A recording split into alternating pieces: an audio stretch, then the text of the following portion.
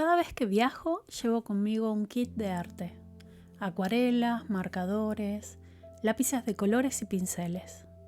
Con eso puedo trabajar sobre cualquier superficie de papel que encuentre en el camino. Esta vez el papel fue un portavasos que me dieron en el hotel. Empecé improvisando con acuarelas, sin un plan muy claro. Y cuando esa primera capa se secó, apareció algo que no esperaba, la silueta de una mujer. Así que decidí seguirla, la remarqué y usé marcadores para darle un poco de movimiento. Te dejo con el proceso completo en tiempo real.